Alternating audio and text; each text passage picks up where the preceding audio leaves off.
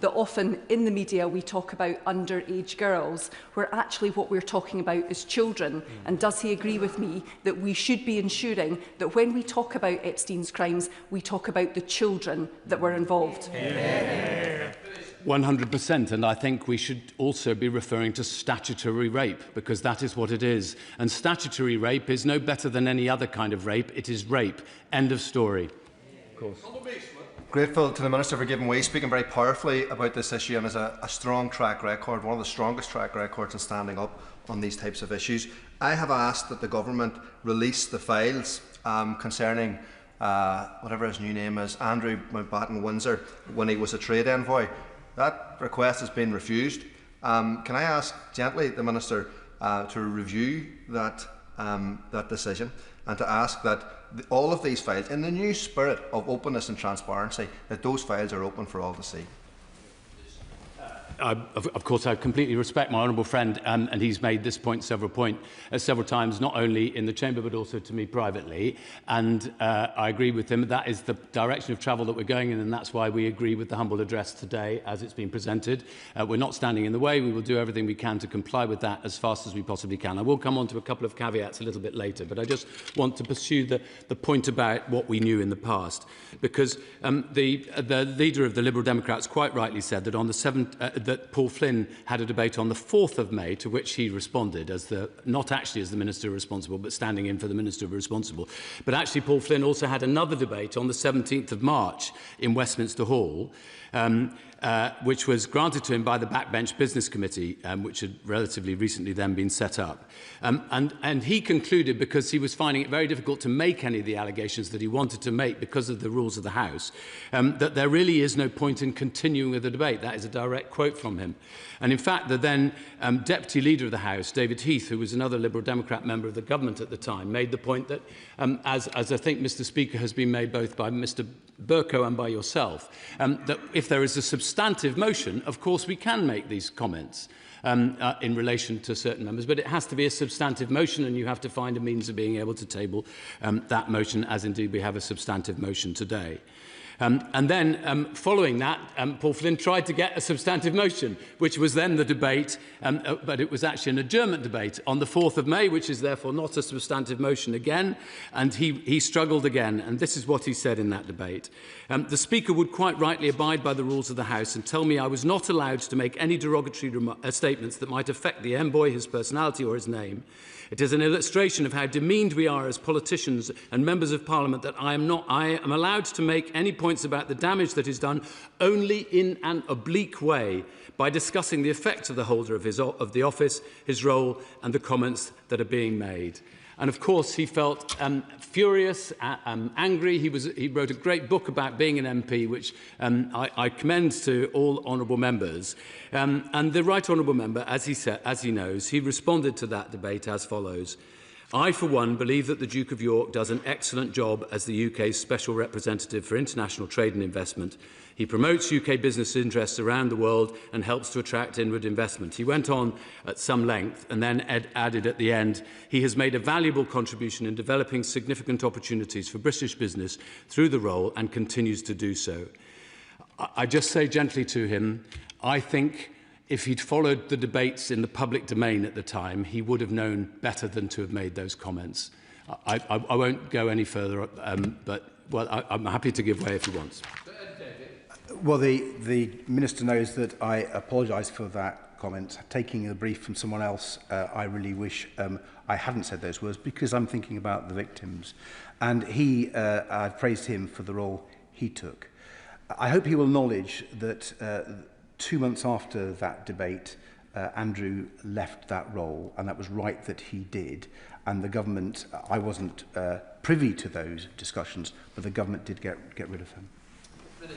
Yes, he left his post in July, I think, of 2011.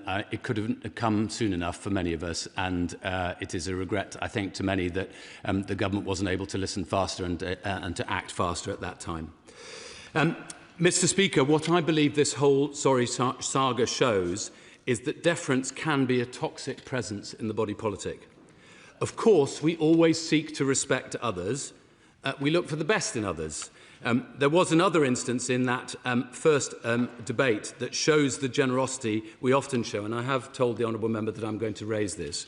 The Right Honourable Member for New Forest East, who is a gentleman to his fingertips and is always a very magnanimous fellow, said, "Does the Minister agree that one reason why the Duke of York has considerable credibility is his distinguished record as a former member of the Fleet Air Arm who gave valuable service in the Falklands War?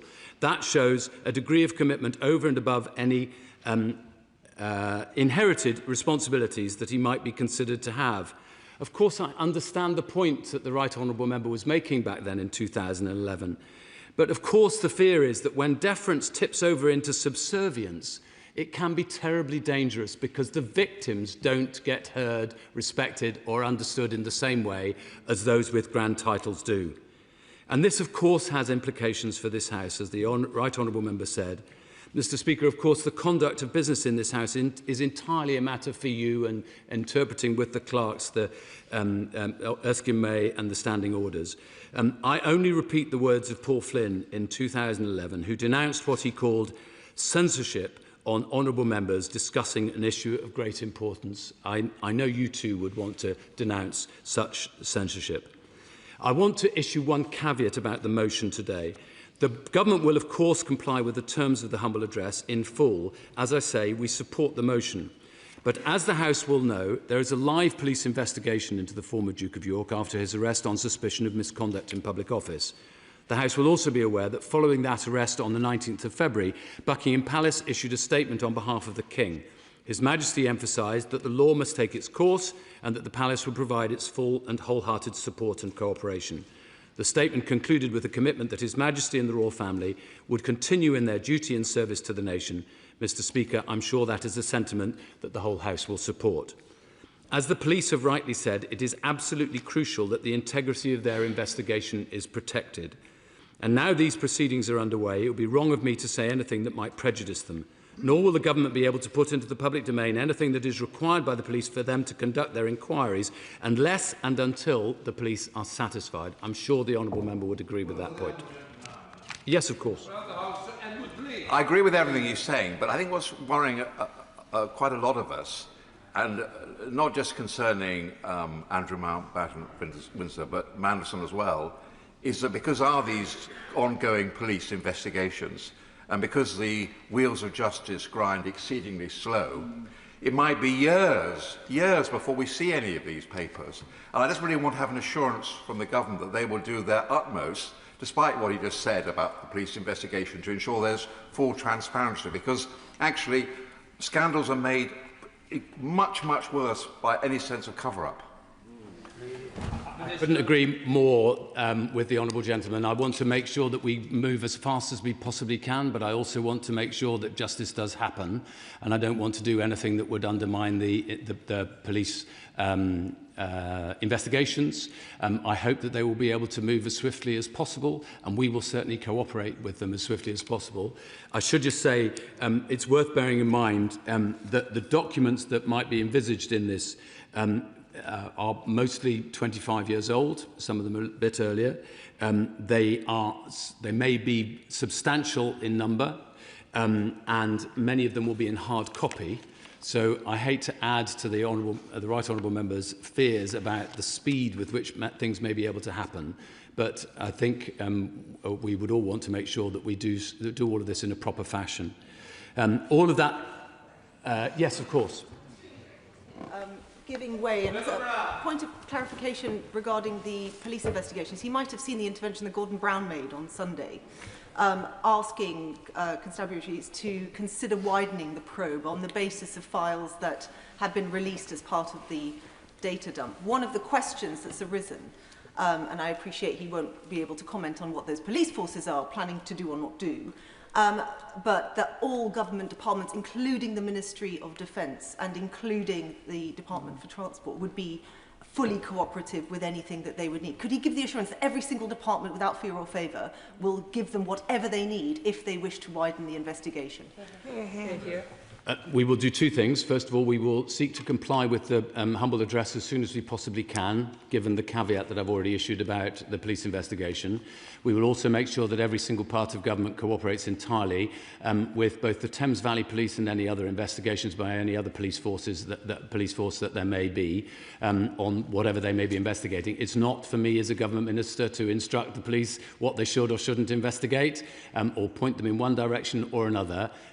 Former Prime Ministers have a different set of responsibilities so she's quite right. I don't want to undermine the investigation, but I also don't want to delay it in any way, and we will make sure that every department...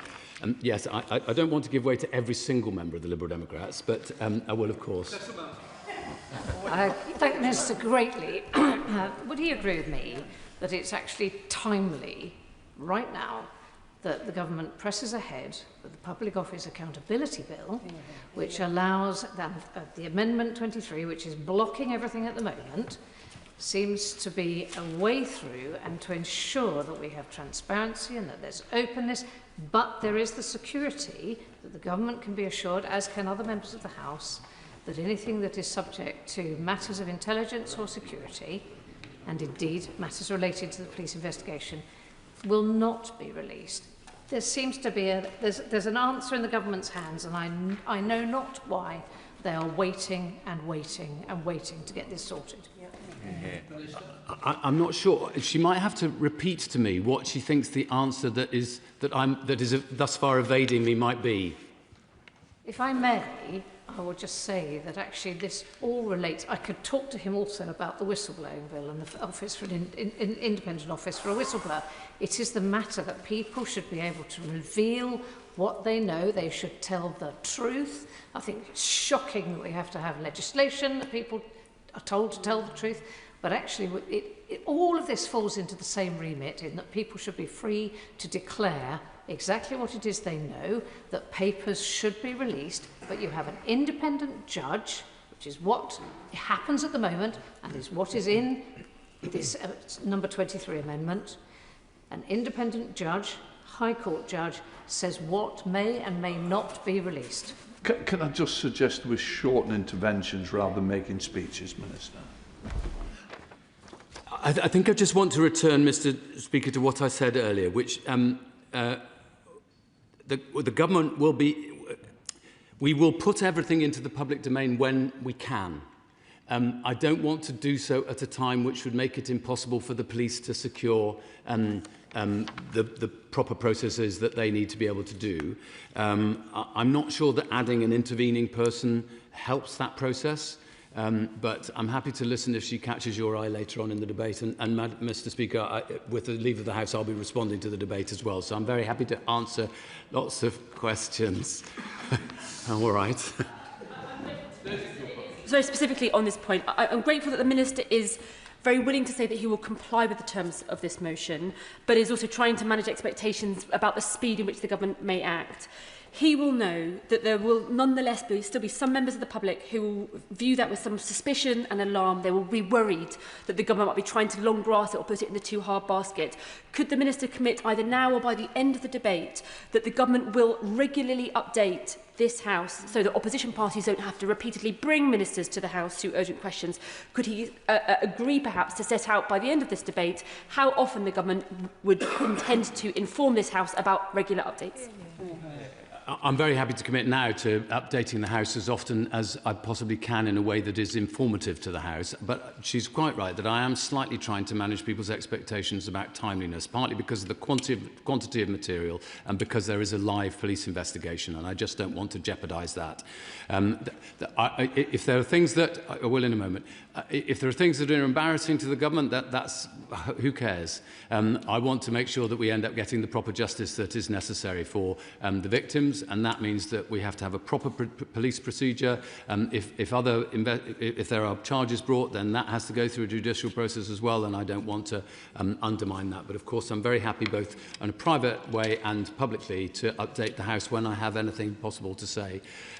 Now, I am trying to get to the end of my speech, and people normally like it when I get to the end of my speech. So I see I've united the House, Mr. Speaker. But I will give way to the honourable gentleman.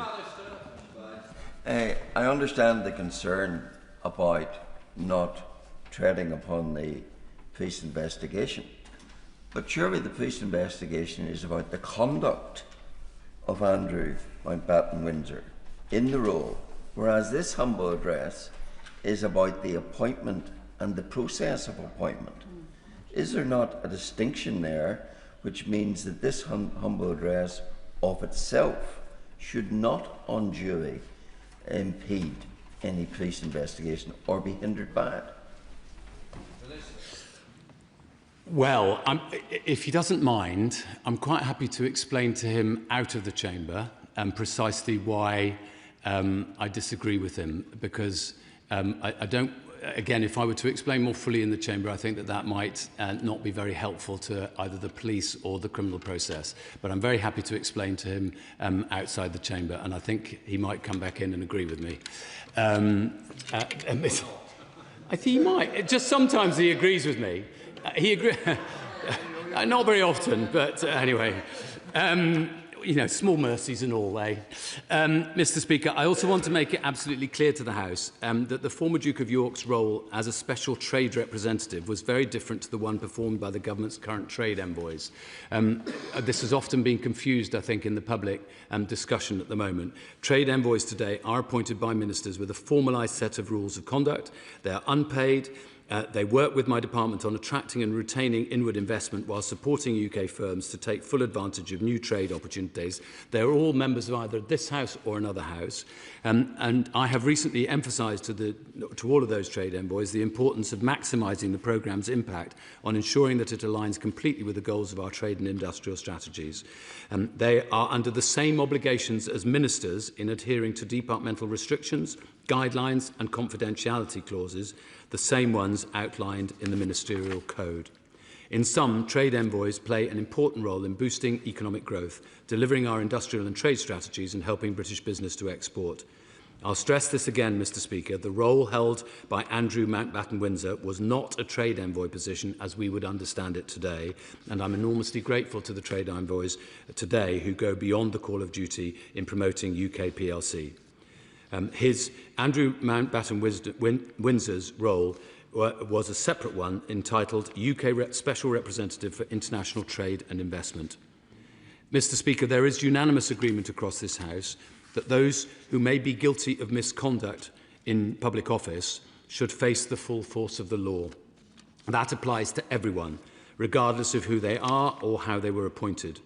This was a point made by my right honourable friend prior to the news of Andrew Mountbatten-Windsor's arrest. One of the core principles of our constitutional system is the rule of law. That means that everyone is equal under the law and nobody is above the law.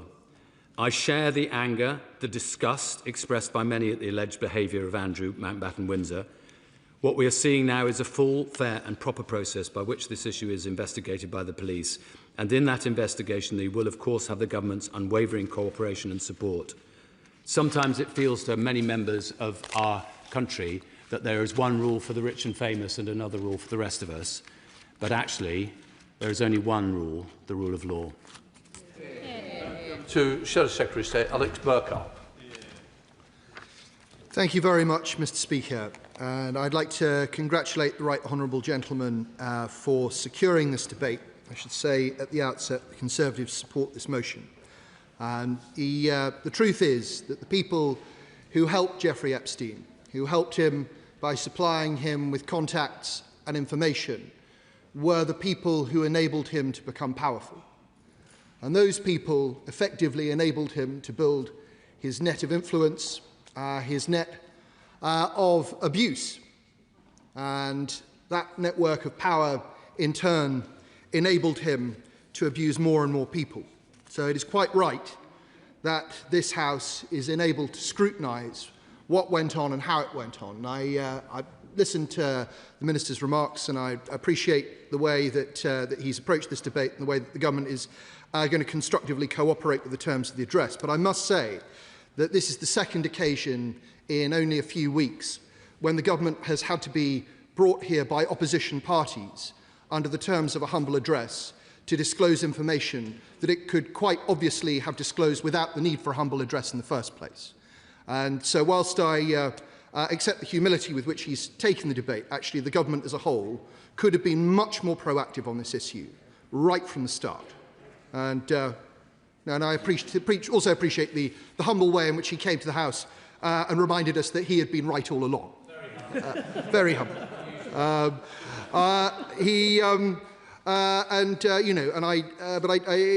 Right Honourable Gentleman, the leader of the Liberal Democrats, referred to this as the first global political scandal, and indeed it is a global political scandal that has reached its tendrils into the operation of many governments across the West and indeed the East. And the fact that our allies in Poland have launched an intelligence investigation into Epstein's links with Russia, the fact that in the published Epstein papers it's clear that Jeffrey Epstein was supplying people at the very top end of Putin's regime with sensitive information about the American leadership, shows that this is an international scandal, and one in which our government and our security services must play their part in uncovering things. I know that the Right Honourable Gentleman is a lover of history, so I must gently take issue with his claims that this is the first global political scandal. I think the Dreyfus affair, the XYZ scandal, the Panama scandal, there have been many, but this is, to take a substantive point, a global political scandal.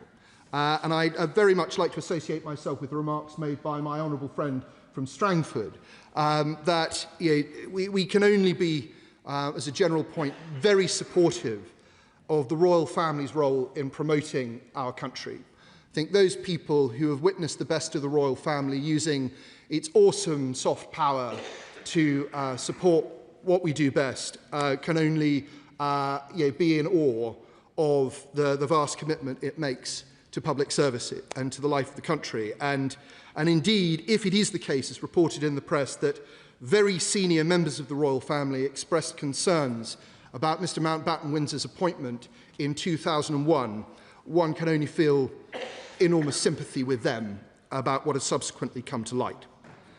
Because these revelations surrounding the relationship between Andrew Mountbatten-Windsor and Jeffrey Epstein, just as with the relationship between Peter Mandelson and Jeffrey Epstein, and the arrest of both men on suspicion of misconduct in public office, make it right that questions are asked and make it right that information is brought before this House. And if one looks back to 2001, it is possible to identify the hand of Epstein in Mr. Mountbatten-Windsor's appointment. It is reported that Peter Mandelson first met Epstein in the summer of 2001. Mountbatten-Windsor had first met Epstein, I believe, in 1999. And shortly after Mandelson's first meeting in October 2001, Mandelson is appointed as trade envoy. The minister shakes his head. I'll go through the chronology again for him because it's there's no harm. Mandelson met Epstein. Hansard will reply. It may be that the numbers were juggled up in the minister's head. That in the summer of 2001, Mandelson met Epstein for the first time, and in October 2001, Mountbatten-Windsor was appointed as trade envoy. And so it's possible that Mandelson influenced. Now, what I also said is that in 1999, Mountbatten-Windsor met Epstein for the first time, so he was already an associate of Epstein. So I'm glad to have that sorted out. I can go through it again, but I'm sure the Minister can read about it tomorrow. I'm happy to give way to the Honourable Lady. Very grateful to the Shadow Minister for giving way. I think by sketching out that timeline, I think that brings to light the reason why in our humble address we are calling for information in relation to the actual creation of the appointment, which the Minister rightly pointed out was a unique role that was created for Andrew Mountbatten-Windsor. Does he therefore agree with me that we are right to not only call out that creation of the role, but also to ascertain whether Mandelson had any role within it? No, very much so. And as I say, what would have been better is if the government had been proactive on this and had not had to be brought to the House by opposition parties in order to release this information. And I'm very glad that the Liberal Democrats have learnt the lesson of the Conservatives' humble address a few weeks ago, that it's always good that once the Conservatives have, designed a bandwagon, got it up and running, showed that it can move at high speed, the Liberal Democrats scramble up and get on board. But better late than never. And so, is anybody trying? No, fine. And so, as we see, if we go through the sequencing very carefully, it's possible that there was influence from Epstein, who we must acknowledge was not had not been arrested or convicted in 2001, but about whom there were rumours and reports, and who in any case was a highly influential foreign businessman. And if it was under his influence that Mr Mountbatten-Windsor was appointed as trade envoy, then it would be useful to see what the Prime Minister knew when that appointment was made. I will give way to the Honourable Lady. Giving way. I think what he's trying to get to is a point that deeply concerns me, which is we need to understand the extent to which the then Prince Andrew was leaning on government for things that he wanted. And an example of this is in the recent Epstein files. There is an exchange between Ghislaine Maxwell, Jeffrey Epstein, about how Andrew had written to the Ministry of Defence in order to allow their plane to land at an RAF base in Norfolk on the 7th of December in 2000. So his influence on government predated his appointment. And what we want to understand is to what extent was he already trying to influence government as a prince, and what did that lead to in his role as a trade envoy? Would he agree that that is incredibly important to get to the bottom of? Yes, and I'm afraid I don't know what year 2000. Well, I agree with her, that's an interesting point, although I think if one looks at the precise wording of the Liberal Democrat humble address, something like that might not fall within its context. So, she may wish to table an amendment to her own party's humble address in order to get at that. But look, transparency is essential in all of this. And that's, why, on this side of the House, we very much hope that the government will give us transparency quickly. And I turn to the point that my right honourable friend, Father of the House, made, that there is a danger that the government uses a police process as a means of not disclosing certain information. And I say that not because of what the Minister has said today so much as what was said yesterday by the right honourable gentleman who is Chief Secretary to the Prime Minister, when in context of our own humble address, he said, "I can confirm that those documents will be made available, subject, I am afraid, to the exclusion of one particular item, in which number 10 asked Peter Mandelson a number of questions. The Met Police have asked that to be held back, subject to their investigations. That item will therefore have to be published at a later date, but the documents that are not subject to the Met Police investigation will be published very shortly." I think it would assist this House if, I think this was a point that my honourable friend from Northamptonshire made, it would assist this House if the government could explain why the Met Police have asked that that item is held back. And I also think it would be helpful if the government would confirm that there is no bar to it handing that document over to the ISC. And this is a point on which the Chair has been very clear. On the 4th of February, Mr. Speaker said, the Metropolitan Police have no jurisdiction over this House, have no jurisdiction over what this House may wish to do. It will be a matter of whether or not the government provide the information. I want to let members know that the police cannot dictate to this House. That the police cannot dictate to this House. And there is a means that was specifically debated during the original humble address, which enabled members of this House, i.e. the ISC, to be given this information regardless of a police investigation. Happy to give way to the Honourable Lady. I thank the Honourable Member for giving way in what is a very important point that he is making, and something which concerns me deeply in this, is that my constituents, members of the public, are increasingly concerned that what they see is the tendrils that the honourable gentleman referred to reaching into government through this debate, and that in the handling of these papers and the release of information, we must at all times be aware of the impact on the reputation, not just on Andrew Mountbatten-Windsor or Lord Mandelson, but on us in this place, previous governments and subsequent governments in Parliament. Would the honourable member agree? Very much so. And I know that I know that honourable members, or certain honourable members on all sides, will be aware of just how bad it will look if the government does not provide information swiftly as possible. I'll give an example where that is not happening, given that the original humble address was nearly 2 weeks ago. Now, during that debate, I raised the issue of Palantir and how in February last year the Prime Minister had an unrecorded meeting with Palantir in Washington, didn't appear in his register of meetings. He was accompanied on that visit by Peter Mandelson. Peter Mandelson, whose company in which he held a commanding share, had Palantir as a client. And then subsequently, later in the year, Palantir received a direct award from government worth about £240 million. A very substantial contract. When I raised this in the House, there was concern on both sides, a cross-party issue, and the Minister agreed to write to me confirming, or I asked him to confirm, that the Cabinet Secretary, whoever that turned out to be, would be investigating what is clearly looks like a case of conflict of interest. I still have not received a reply. I've not received any reply, despite me bringing it up again at the dispatch box at the start of this week and being assured that I would receive a response. I just don't think that this is good enough.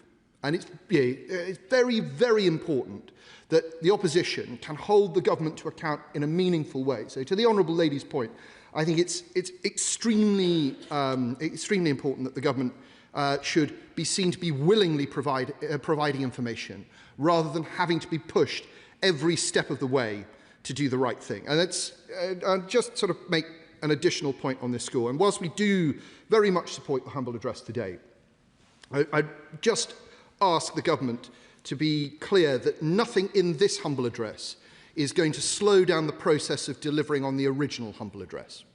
Nothing at all. Because whilst there is historic interest and contemporary interest in the history of what happened in 2001, what this government did in choosing to appoint Peter Mandelson, despite the information that it had at its disposal, is of paramount importance. This government must come clean, and come clean quickly, because, as Buckingham Palace said the other day, no one is above the law. Rachel Maskell. Thank you, Madam Deputy Speaker. Unaccountable power must not hide. Privilege must not be protected. Money must be accounted for, and elite networks of men operating here and overseas must meet their reckoning for dehumanising, subjugating, exploiting and sexually assaulting women who must have justice. The web of abuse surrounding Mr Epstein and his associates must be brought to book. And Mr Mountbatten-Windsor, as a known associate, must also be held to account in his role as a special trade envoy and for his associations too. We have all been revulsed by the stories that we have heard, and that's why today's debate must also be about the victims and survivors.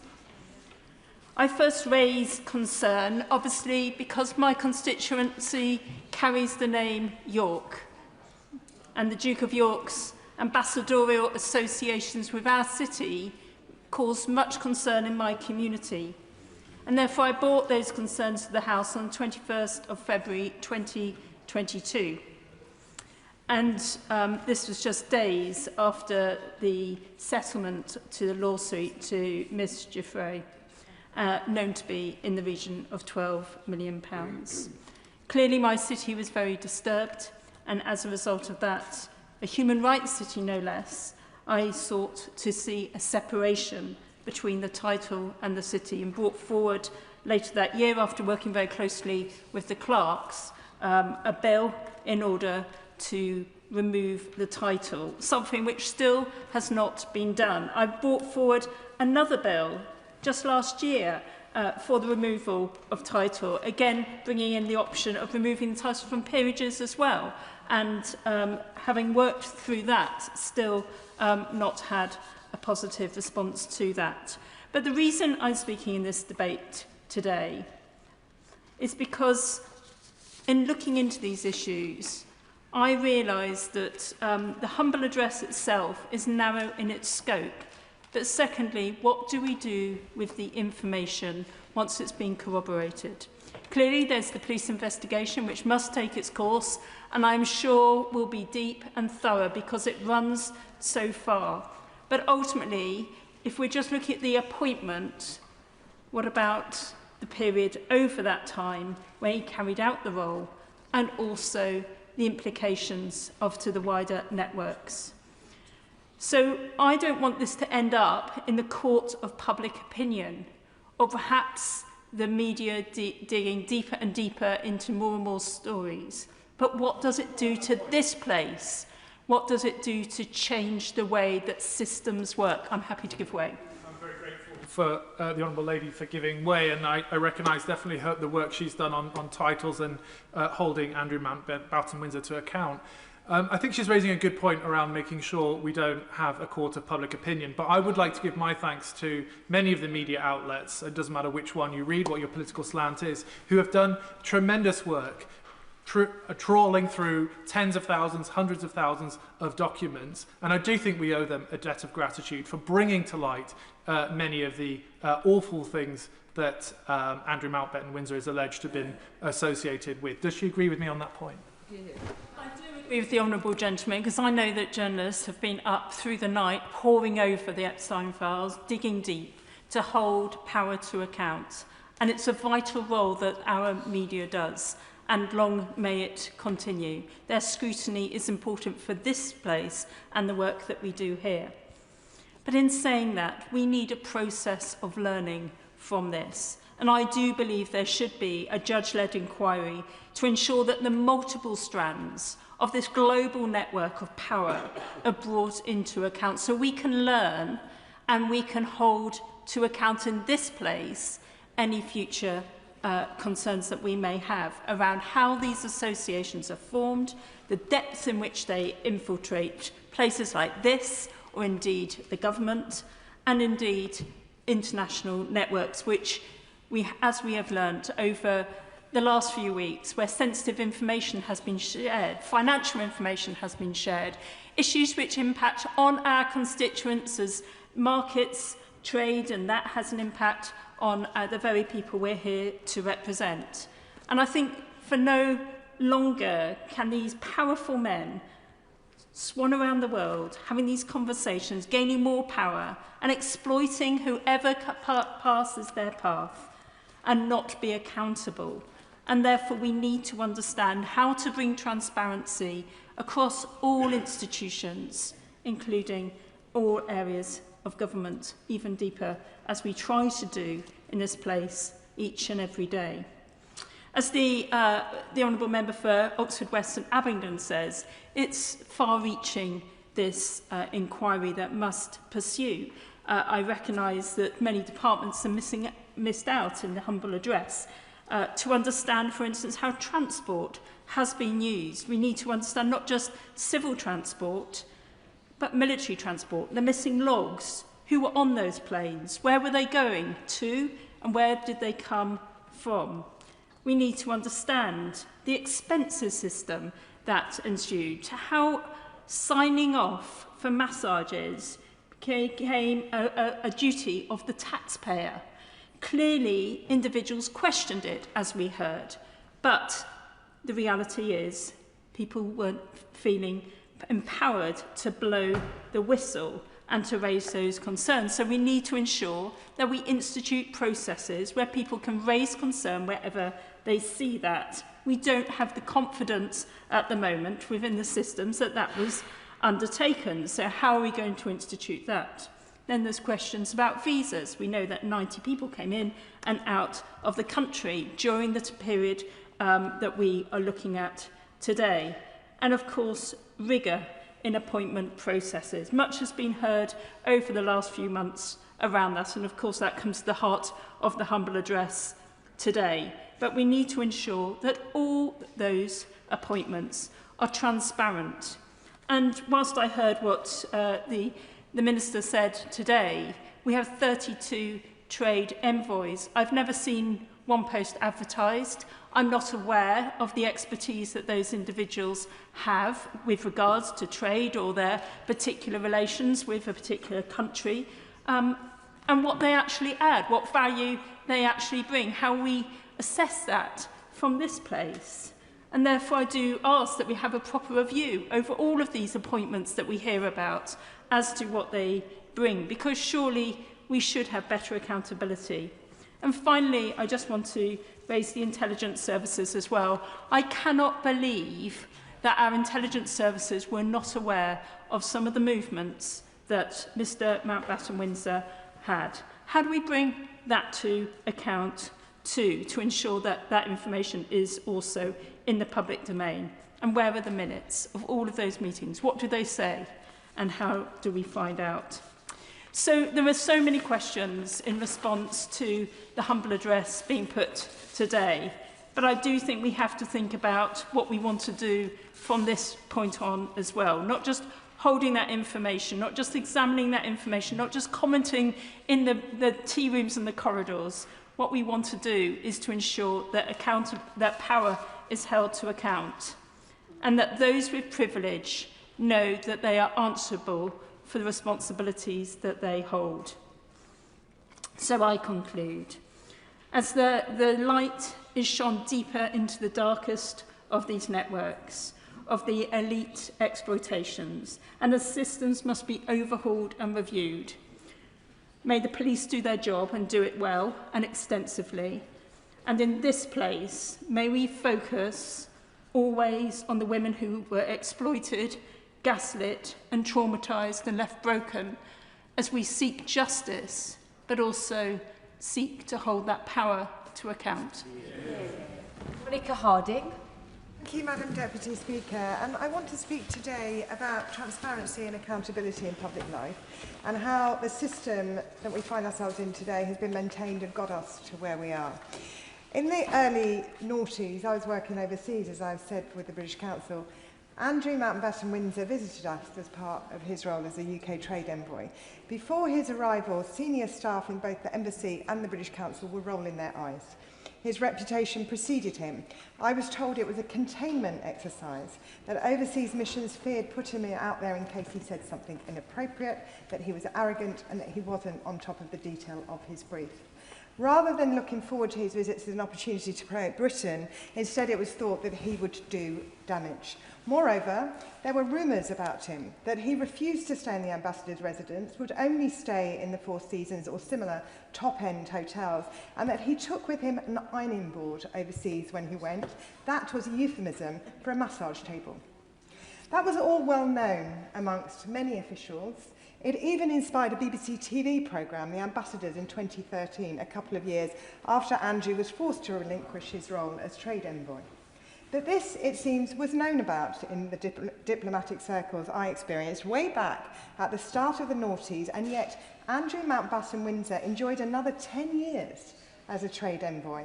But yet when I questioned why this was allowed to happen, I was met with a shrug. Everyone knows, it was said. Andrew, as I have said, came to an exhibition I had put on about Dolly the sheep, at the time the pinnacle of British innovation, and we were rightly proud of it as an example of UK scientific excellence. And one of my team, a young Japanese woman who worked for the British government as a member of staff of the British Council, her job, we paid her, was to promote the UK, showed the then prince around with some Japanese dignitaries. Dolly the sheep, he sneered, it's rubbish. Frankenstein sheep, he said. My team member was deflated and didn't understand why this representative of the British state diminished what she was rightly proud of. And the talk of Andrew and what he was like came to my own personal dinner table.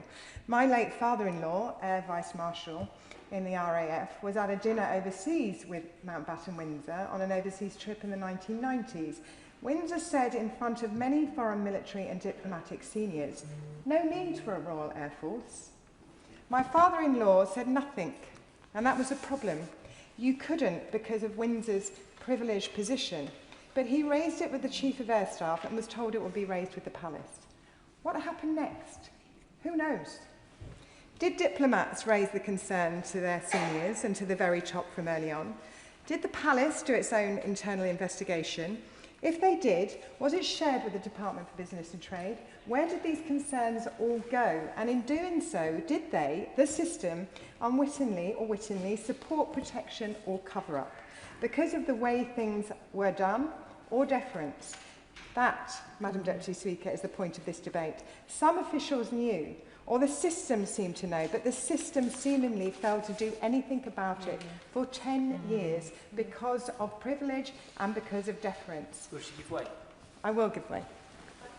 Thank you for giving way. I mean, just on this point around which departments had which papers, does she not also think, and I note in the humble address today, it says departments including but not limited to. Surely the royal household, papers in the royal household that relate to this matter should also come under the scope of this humble address. Does she agree? My honourable friend, I do agree. I think here there is a systematic failure and joined-upness that we need to unravel. And I will come back to that in the course of this speech. When there was scrutiny after 2011, there was still a failure of oversight.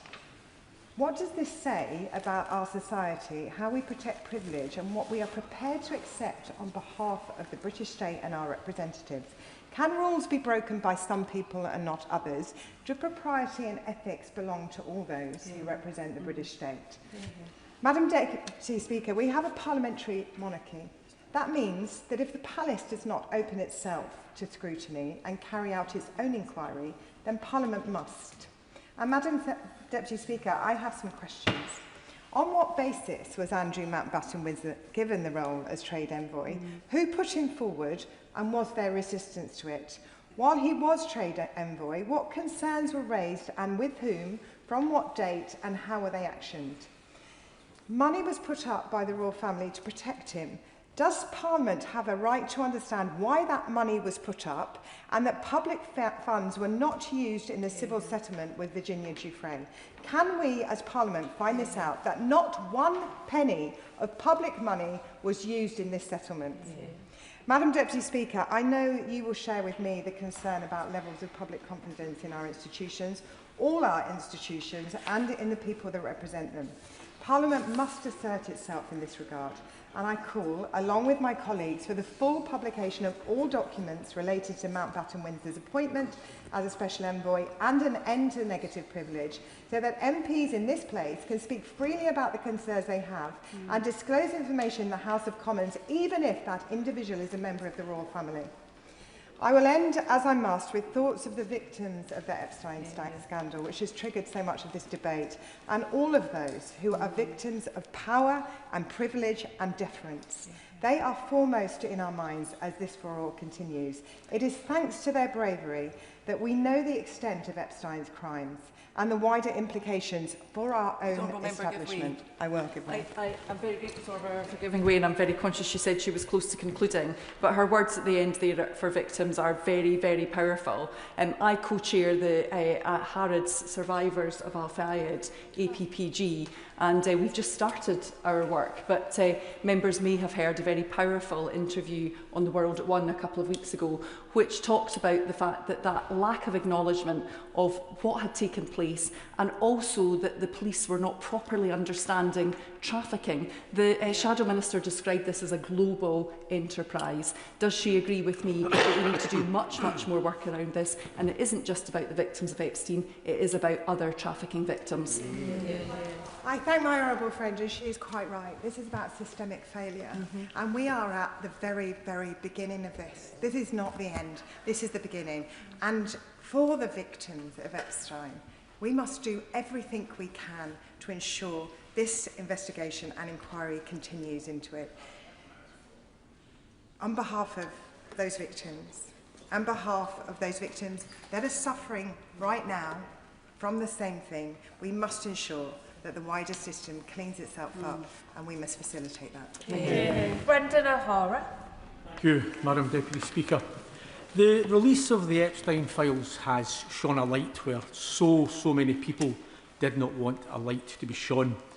Because even with millions of documents still to be released, what's abundantly clear is that for decades, the rich, the politically powerful and the well-connected have colluded to cover up their utterly appalling behaviours. And that light which is now being shone doesn't just illuminate those who are personally responsible for their behaviour. It also reveals those who knew what was happening, who enabled it, and who chose to turn a blind eye to it. And the people of this country are rightly furious. And that's why, at the humble address yesterday on the release of the Peter Mandelson files, I made this point, and I'll make it again today, that with trust in the government at an all-time low, they really only have one chance to come clean about everything that they know and about everything that they hold, pertaining, in this case, to the creation of the role of Special Representative for Trade and Investment and the appointment of Andrew Mountbatten-Windsor to that post. Of course, unlike the Mandelson files which this House demanded be released, the appointment of Andrew Mountbatten-Windsor didn't happen on the current government's watch. But Mr Mandelson leaves a long trail, and there may well be information which relates directly to him and which will cause serious embarrassment to many senior Labour Party figures who were in power at the time. Because let's not forget, the author Andrew Loney, in his book entitled Details, goes into great detail about how it was the former Trade Secretary Peter Mandelson who assisted Mr Mountbatten-Windsor in landing the role of UK's Special Representative, seemingly against the advice of Mr Mountbatten's brother, the then Prince Charles. So let me repeat my warning from yesterday that these files must be released, and they must be released in full, because any attempt to sanitise what is in them and to save face for any government ministers, past or present, could have serious long-term consequences for our democracy. But it is also, Madam Deputy Speaker, the very least the victims and the survivors deserve. Madam Deputy Speaker, we know there are serious questions that need answered about the appointment of Andrew Mountbatten-Windsor as Trade Envoy back in 2001. Those questions include: whose idea was this? Who vetted him? Was he vetted at all? What role did Peter Mandelson play in making this appointment happen? What in his previous life made him uniquely suitable for the position of UK Trade Envoy? What warnings were given before and during his stint as Trade Envoy about his character and his behaviour? Who was he responsible to while serving as Trade Envoy? Who scrutinised his behaviour and his spending? And what warnings were given during his time as Trade Envoy, and how were those warnings handled? Now, Madam Deputy Speaker, I have to say, in a normal functioning democracy, we wouldn't have to have waited until Andrew Mountbatten had been stripped of his titles, evicted from his royal house, and was facing removal from the line of succession before being able to discuss this issue. There have been serious concerns about Mr Mountbatten-Windsor for decades, much of it relating to his time as Trade Envoy. There are reports of him requesting that the public purse cover the cost of his massage services. And when one understandably angry and unhappy civil servant complained, he was promptly overruled by his bosses. That now retired civil servant commented recently, "I can't say it would have stopped him, but we should have flagged that something was wrong." And of course something was wrong. But what difference would it have made to us in this House? Because as a member of the royal family at that time, we were not allowed to question or examine what Mr Mountbatten was doing as our special trade envoy. But it wasn't just civil servants who found getting information on Mr Mountbatten-Windsor all but impossible. The author Andrew Loney again has reported that he's had multiple freedom of information requests rejected, including on the grounds that it would be too time-consuming for the government departments to go through the volume of information, with one rejection actually saying that looking at just 1 year of Mr Mountbatten's time as Trade Envoy would mean going through 1,927 digital files, each containing multiple pieces of information. Yet until now, and until Mr Mountbatten's status changed. We in this House were not allowed to discuss it. Yes, absolutely. I'm very grateful to the honourable gentleman for giving way. And he's speaking, I think, to the fact that the title Prince has protected Andrew Mountbatten-Windsor from greater scrutiny and inspection of his activities. What does he think we should do around ensuring that other titles, whether they be royal or Prime Minister or Secretary of State, don't protect powerful individuals? I thank the honourable member for that intervention. And the answer is quite simple, Madam Deputy Speaker. Nobody can be above the law. Everybody has to be equal in the eyes of the law. And as Paul Flynn, the great Paul Flynn, said, we have to remove the bandages from our mouths in this place. And it's a point I will return to. But fundamentally, nobody, regardless of rank or privilege, should be or must be allowed to be above the law.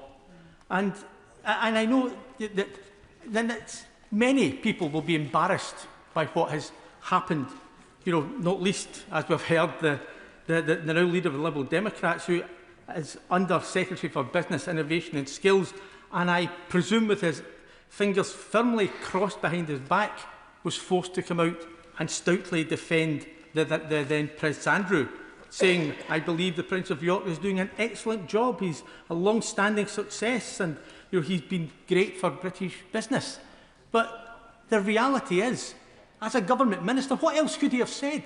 Because we are not allowed to speak the truth in this place when it comes to certain individuals. And within 3 months of the Right Honourable Member making those comments, Mr Mountbatten-Windsor had resigned from the job in disgrace because of his continued relationship with the convicted paedophile and child sex trafficker Jeffrey Epstein. But it wasn't just his relationship with Epstein that caused the concern. In February of 2011, the Minister at the dispatch box today, the Right Honourable Member for Rhondda and Ogmore, attempted to raise a question about the special representative role and his links to the notorious convicted Libyan arms smuggler, only to be told from the then Speaker, references to the royal family should be very rare, very sparing and very respectful. Madam Deputy Speaker, these archaic rules make a mockery of our democracy.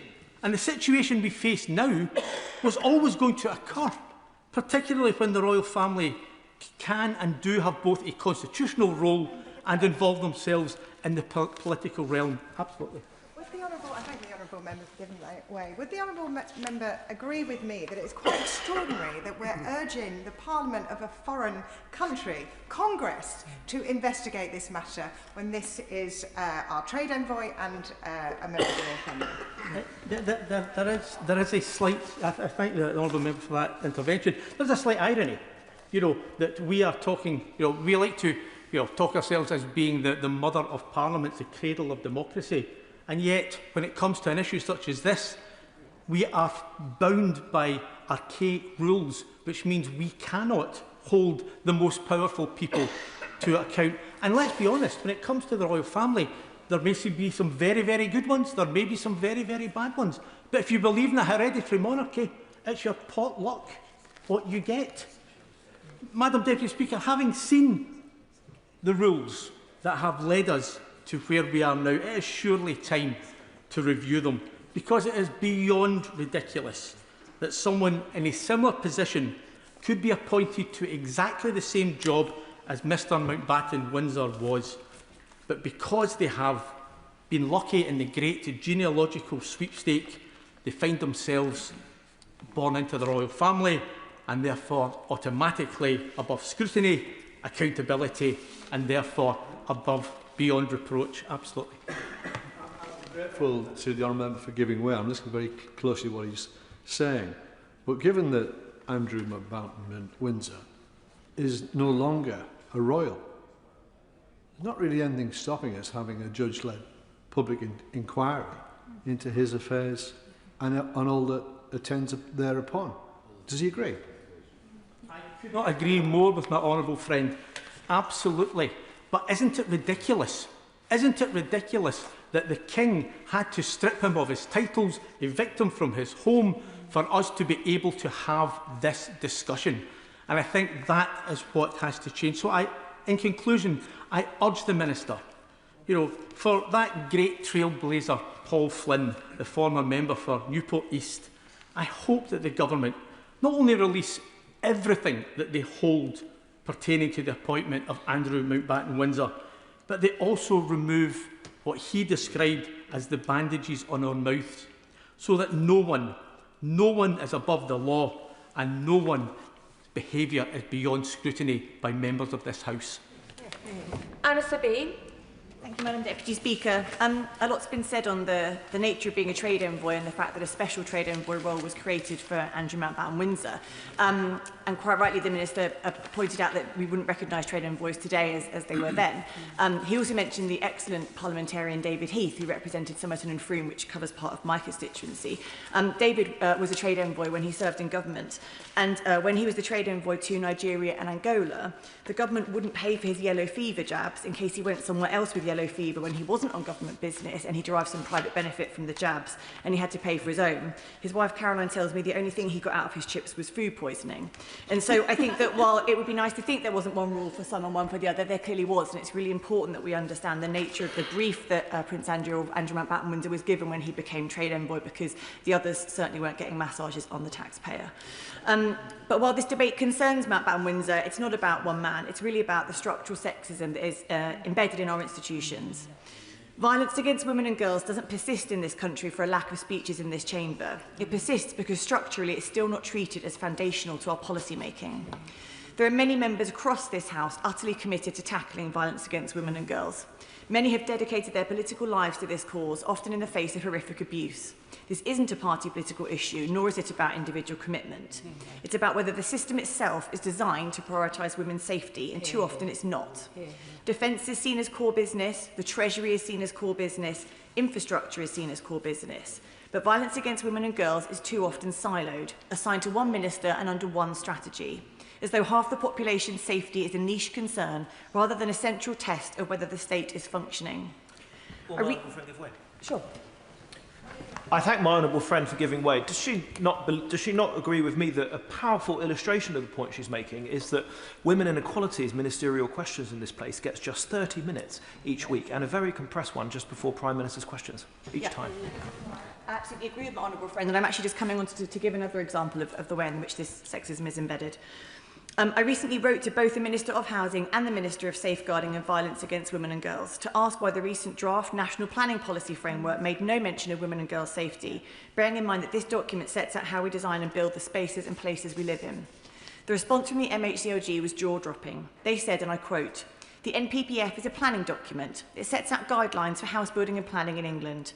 The Vorg strategy is about protecting women and girls from violence and misogyny. It's unclear as to why anyone would expect the two things to be combined.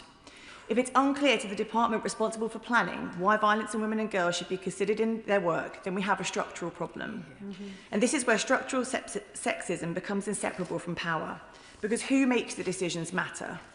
In this country, a remarkably small circle of people, disproportionately male, disproportionately drawn from the same networks, still make the most consequential choices. Would my honourable member give way? Sure. I thank my honourable member friend for giving way when she's making an extremely important point. And on the issue of structural violence against women and girls, would my honourable friend agree with me that it is women and young girls who are the most vulnerable in the face of climate change and those disasters, natural disasters as a result, and exposed to violence, rape against young women and girls when they are displaced from their homes as a result? Now, as trade envoy, Andrew Mountbatten-Windsor toured Gulf boardrooms, met alongside Shell executives, energy conglomerates, and that was, ermine royal access diplomacy. So just as in his personal life, he showed no conscience towards those women and young girls of victims and survivors of a convicted paedophile Epstein, in his role as trade envoy, nor did he think about those who were exposed to structural violence of women and young girls also. Yeah, I totally agree. I couldn't have said it better. The people in these circles appoint one another, they defend one another, and they rehabilitate one another. And sometimes they do so in ways that many women looking on in that situation would not. And when the same small group repeatedly decides what's reputationally survivable, what's politically convenient and what's worth overlooking, women's confidence in our institutions erodes, which is how this circles back to Andrew Mountbatten-Windsor. Because the issue isn't only his personal conduct. It's about cultures of deference, it's about protective networks, and it's about systems where rehabilitation for powerful men can move faster than justice or safety for women, which is precisely why transparency matters. When decisions are taken within small, powerful circles, sunlight is not a luxury, it's a safeguard. If Andrew Mountbatten-Windsor was appointed and maintained as a special trade envoy, then the public is entitled to understand how that decision was reached, what advice was given, what risks were assessed, and who signed it off. We cannot say we are serious about accountability while withholding the very documents that will allow this House and the public to scrutinise how power was exercised. Releasing all correspondence, risk assessments and internal advice relating to his role as trade envoy is not about political point scoring. It's about restoring trust, because transparency is the antidote to institutional deference, and without it, structural sexism continues to operate behind closed doors. Helen Maguire.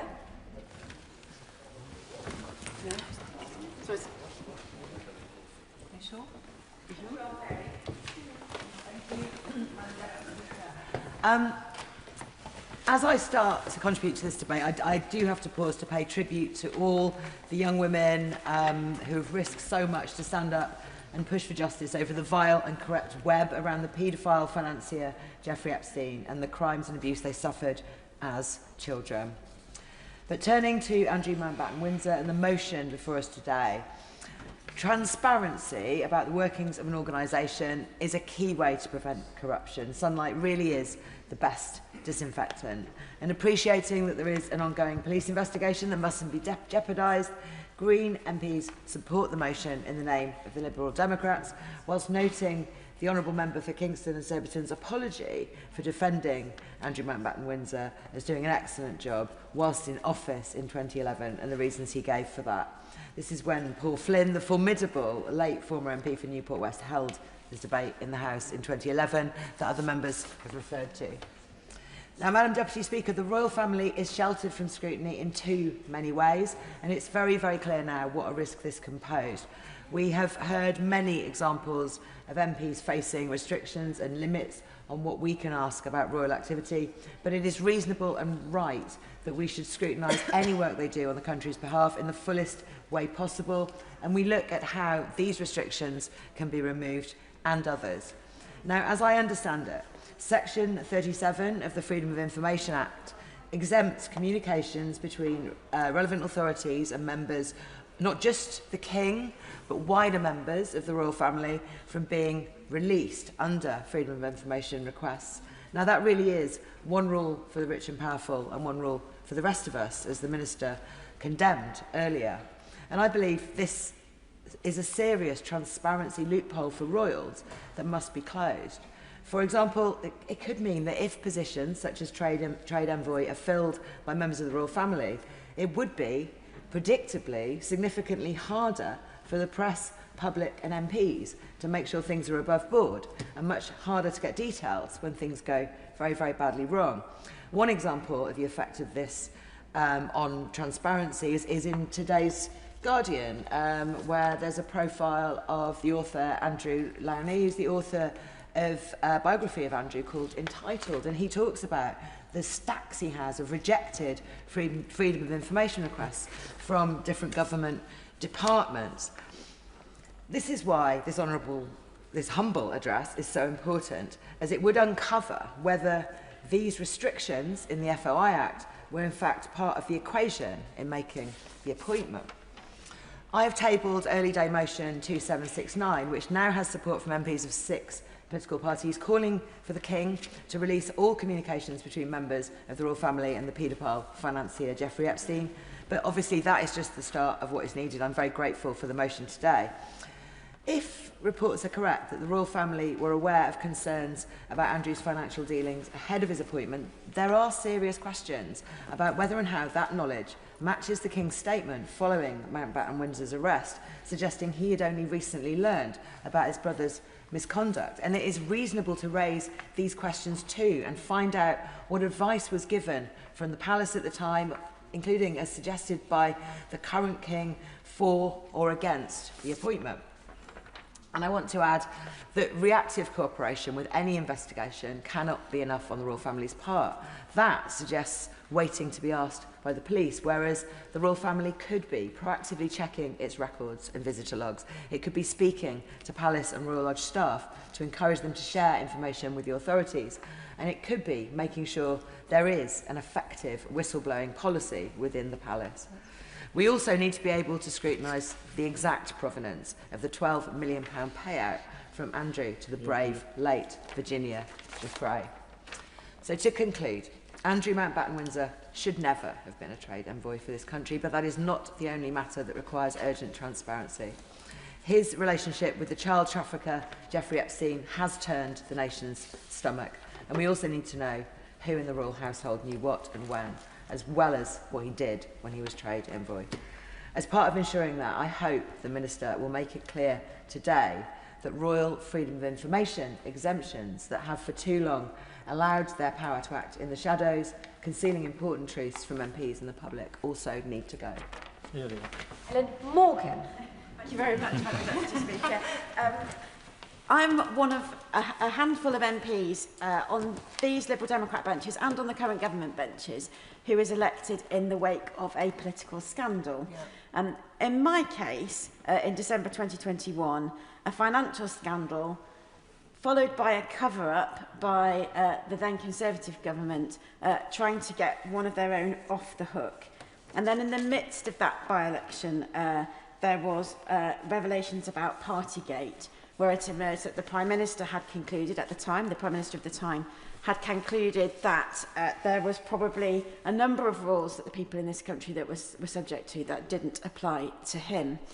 And I can remember very, very clearly knocking on doors during that by-election and feeling the anger of my constituents that a small group of elite people had concluded that there was rules that applied to them that didn't apply to the people at the top of our society. And I think they would have described that as entitlement. And that's why this debate today is so important, because we must, to restore the trust of the people who voted for me and for those other people who were elected in the wake of by-elections following scandals, and the wider British public, we need to tell them that we've learnt those lessons about political scandal, about cover-up, about entitlement, and are taking actions to restore their trust in what this House is up to and what the wider establishment is allowed to get away with. It's so important to hold the powerful to account. And since then, we've had another of other scandals which have destroyed trust in politics. We've had the VIP lane for COVID contracts. We've had the treachery of Nathan Gill. And we've had the concerns surrounding the appointment of Peter Mandelson. Now, Andrew Mountbatten-Windsor was intimately involved with Jeffrey Epstein, and we've learned in recent weeks that the relationship was probably much more deep than we first thought and continued much longer than maybe we first thought. And this association with one of the most despicable paedophiles in history at the heart of the British establishment is absolutely poisonous.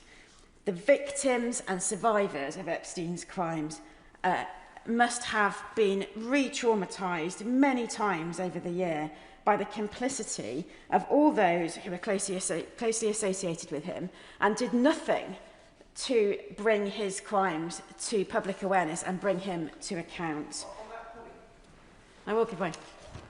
I thank the Honourable Member for giving way. She makes a really important point about people who are victims of crimes perpetrated by people in the public eye, because it's particularly difficult for them, because it's almost like the trauma is repeated again and again when these things come to light, and obviously they're in the press and the media. Would you agree with me that we need to particularly support victims who are victims of crimes of this nature? It makes an excellent point, and I can't imagine what it must have been like to be one of those victims or one of those survivors, and to see repeatedly over the years the establishment closing ranks around those that knew him and telling us everything was okay. And he's entirely right. This whole process must be extremely painful for everyone involved, and we should put them at first and foremost of everything we do as we go forward. On that point, I'll give one. I'm grateful to my honourable friend for giving way. One of the things that I've been struck by is that as we hear more and more and more revelations, I think it's quite difficult for some members of the public to keep up. And for many of them, particularly a number of women, they'll want to turn away from what they see on their screens. Does my honourable friend agree with me that as we see what is unfolding in front of our eyes is a conspiracy of silence, where horrific acts were allowed to take place in the shadows, and increasingly we are seeing the arms of the British state were either protected, facilitated or colluded with these horrific acts by people in power? Does she agree with me that this House must make the boldest statement it can that we will not rest until every single stone is unturned? Helen Morgan. Well, I thank my honourable friend for that intervention. She puts it better than I could. She's entirely right. Because what we have seen here is complicity by people at the heart of the British establishment who we are in the right place to hold to account, but people as part of the international establishment, either turning a blind eye to the acts of Jeffrey Epstein or possibly being implicated by them. We don't know that for sure yet. But those who did turn a blind eye must have known. They must have known what was going on. It isn't normal for an older businessman to be surrounded by young teenagers all of the time, to be receiving massages and all sorts of other, as we know, terrible involvements, and for other people to think that that was somehow normal or acceptable or even admirable, as we heard Donald Trump say. Some of those girls were on the younger side, as if that was something to be applauded. It was appalling. Those people must have known, and if they chose not to look, they are part of the problem. The decades-long cover-up, as I've said, must have compounded and worsened the trauma that those women, they were children at the time, compounded the trauma that they suffered. So first and foremost, let's put the victims first and let's allow the police investigations to go ahead. But we need to look at the wider elements of the scandal as well. As we've heard... Would she give way? I will. I'm extremely grateful to her. Does she share my worry, though, that as it currently stands, the potential for human trafficking, which is at its core what those victims would have been the victims of, is actually not subject to a police inquiry currently? And would she, recognising, of course, that the police will make their own decisions, that is absolutely right, does she not agree that it is for this government to make sure they've got all possible resourcing that they might need, so that if they wanted to go down that particular rabbit hole, and I would urge them to do so actively, that they wouldn't be stymied by any lack of resource in that? Well, my honourable friend makes a really important point, actually. I will, then. Urge honourable members not to speculate about what the police might or might not be investigating. Thank you very much. I thank the Minister for that reminder. I have been astounded, I have to say, by the brilliance of the British media and the journalists who have sifted through thousands and thousands of documents from the Epstein files and uncovered a scandal within a really, really short period of time that has rocked the British establishment to its heart and has got everybody in this place acting to try and uncover the appalling rot at the heart of the Epstein circle. And yet other jurisdictions who've been sitting on those thousands of documents for potentially decades have apparently had no curiosity whatsoever. And that in itself, I think, speaks volumes. I was going to say that the Polish government has launched an investigation into Epstein's links with Russia and his links with both Peter Mandelson and Andrew Mountbatten-Windsor must be causing enormous concern in the light of that development. And so I think it's right now that we seek transparency into the appointment of Andrew Mountbatten-Windsor to this role. Because, as my honourable friend has just said, this wasn't about one mistake that led to an individual in an inappropriate position. This has been about a failure of an entire establishment to exercise curiosity, to undertake due diligence, and to put aside its, as an accountant we would call it, our professional scepticism, to put that aside and carry on with that appointment regardless, because that was an entitled person who needed a role. And so it's really, really important now, and I'm pleased that the government have agreed to comply with the request in this humble address and publish those documents. It's really, really important because the public need transparency. They need to understand quickly what's happened and, crucially, what can be done in future to prevent such an appointment happening again. They need to have their trust restored, and they need to have their trust in this place restored, that we care enough to hold those powerful people to account and to make sure that we are always improving public life and not slipping backwards. The humble address itself seeks answers as to how a man with such a questionable reputation came to be appointed to represent the British state. But the debate today has highlighted the impenetrable networks of privilege that for decades have protected a paedophile and those who surrounded themselves with him, possibly for their own gain, and with total disregard for the victims of his crimes and the wider public to whom they were apparently indifferent. The government, when it came to power, promised to clean up British politics. There is a real moment of opportunity for them to demonstrate now that they are serious about that mission, and I hope they take that opportunity, and I hope they do this job properly. Ian Solemn. Thank you, Madam Deputy Speaker. This last week has been, by any measure, an extraordinary one in British public life.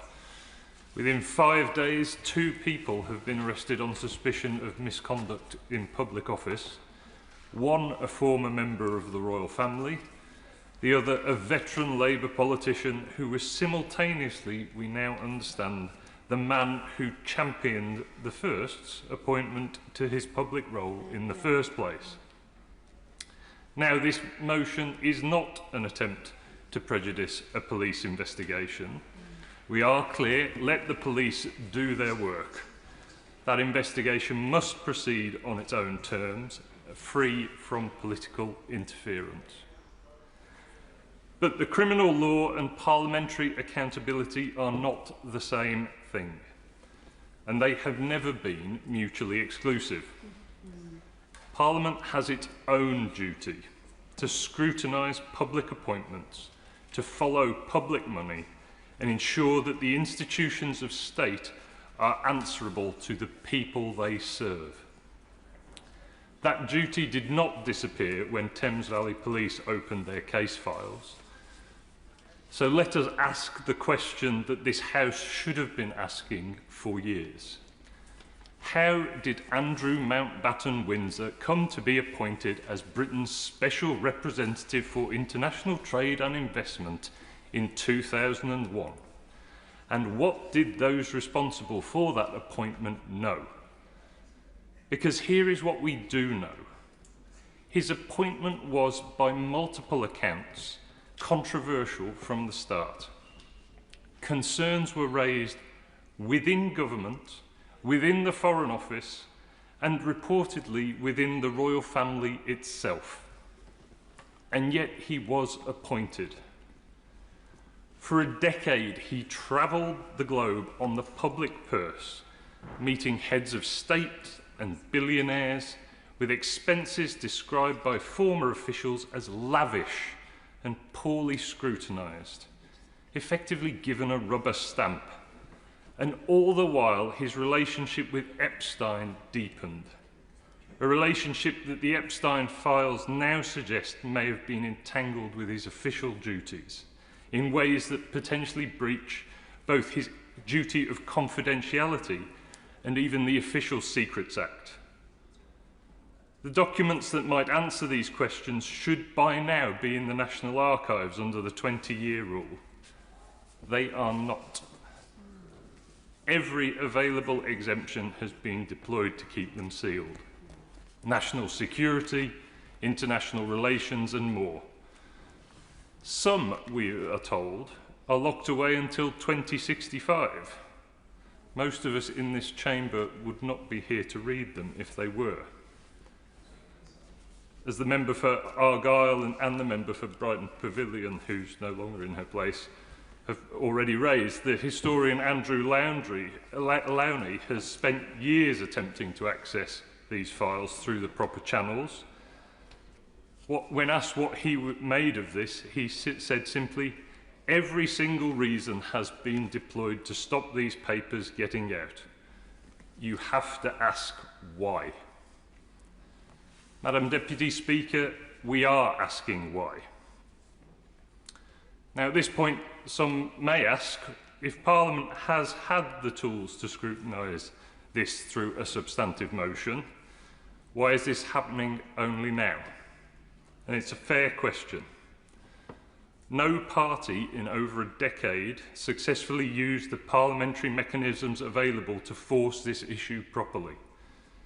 Not because the rules prevented it, but because the cultural gravitational pull of deference was so strong that sustained rigorous scrutiny of a public figure who happened to be a member of the royal family felt to too many people like it simply wasn't the done thing. The unwritten convention was as powerful, if not more powerful, than the written rule.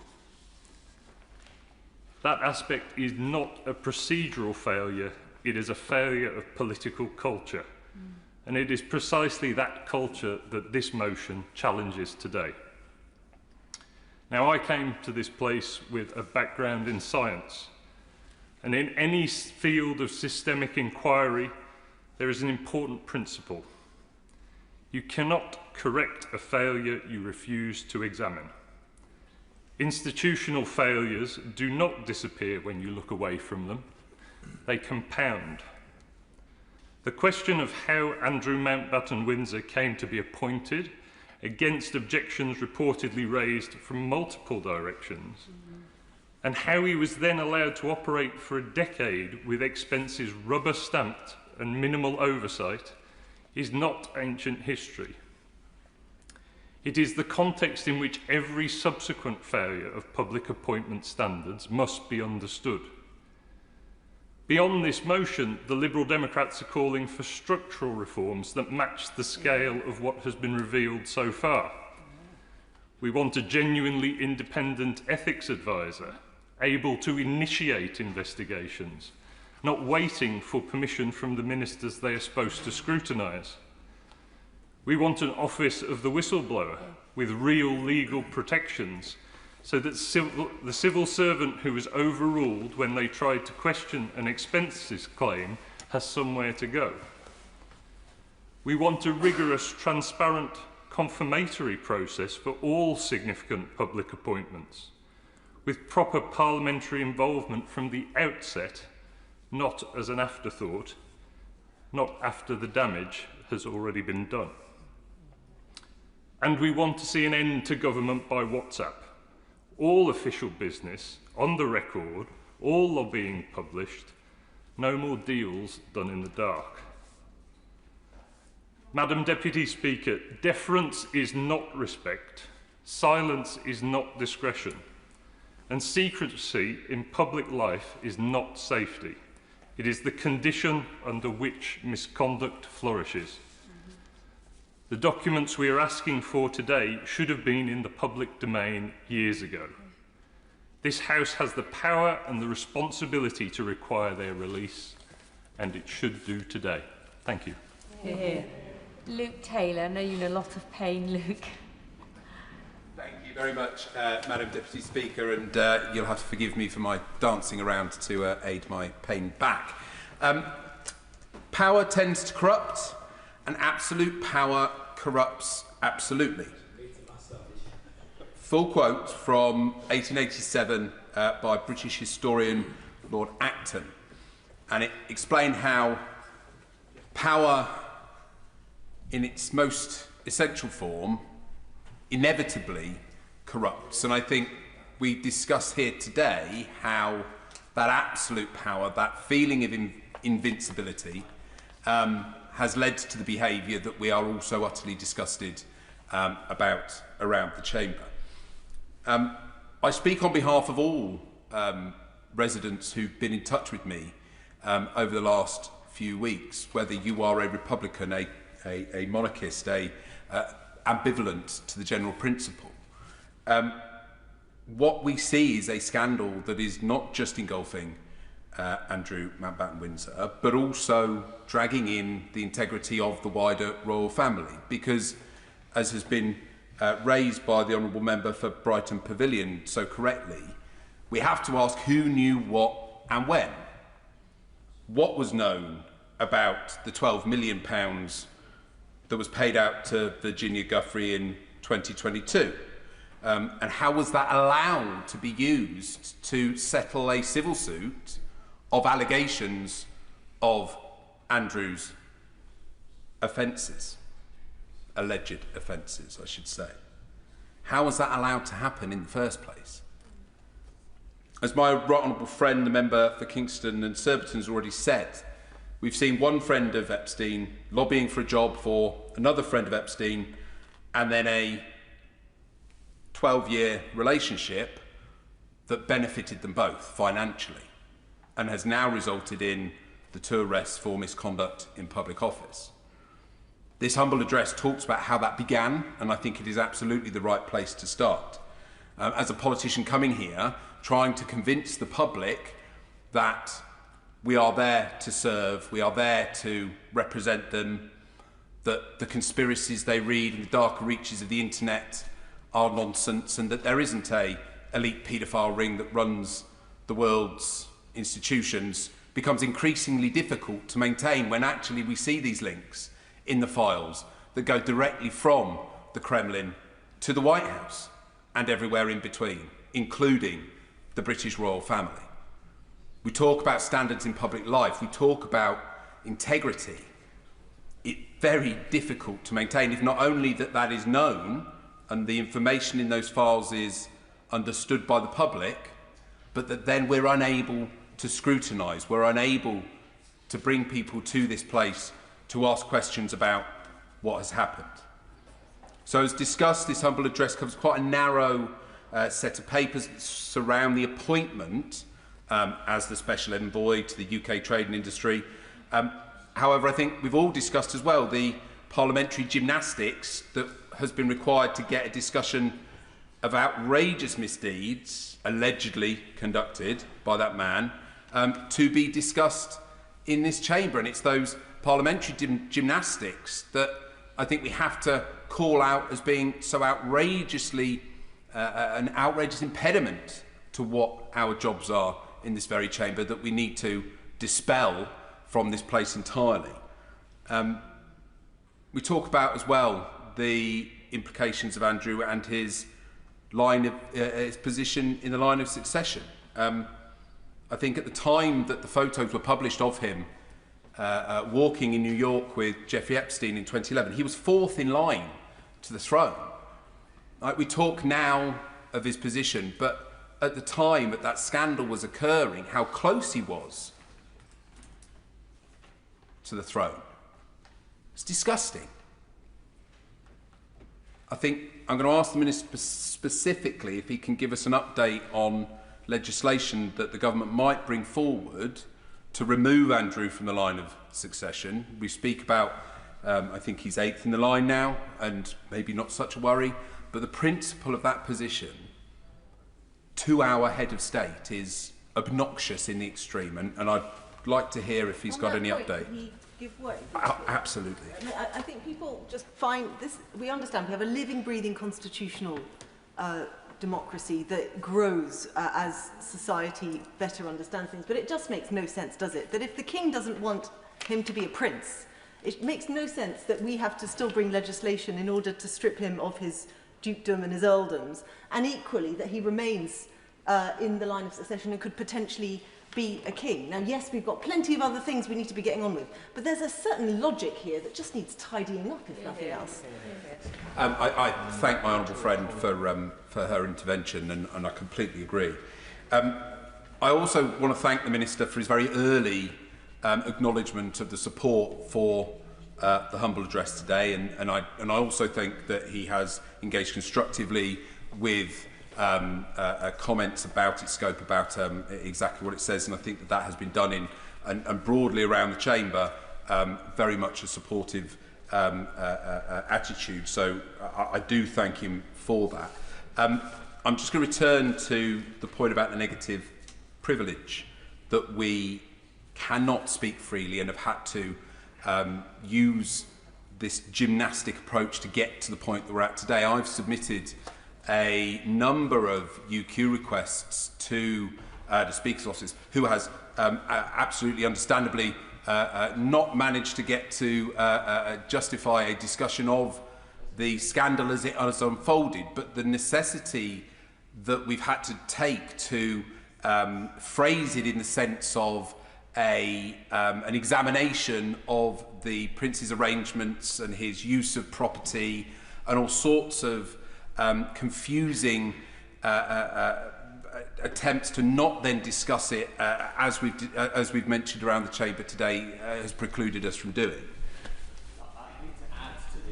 Anguish, but there is a convention in the House that we don't refer to urgent question requests that we've put through to the Speaker. And I will apologise for breaking that, but I think it is a useful demonstration, however rightfully and with such utter wisdom that we will never question, that the Speaker chooses. Again, it's that challenge to raise issues of this type in the chamber.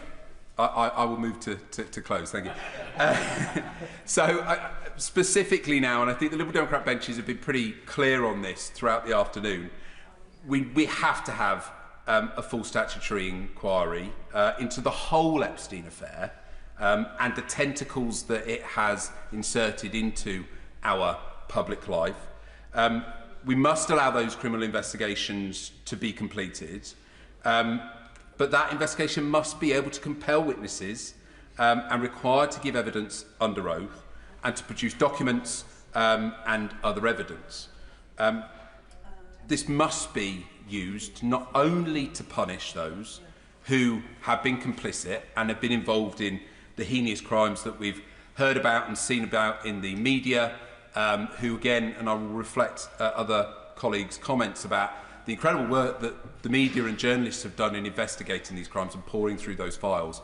I really do think that cannot be overstated at the effort that they've taken on that. So just to conclude, we do have to ensure that the events that have transpired over the last 20, 30 years from Epstein's scandal can never be repeated, and that the investigation must allow us to fireproof our constitution from similar events ever happening again.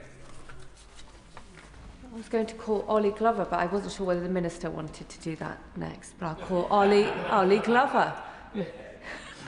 Thank you, Madam Deputy Speaker.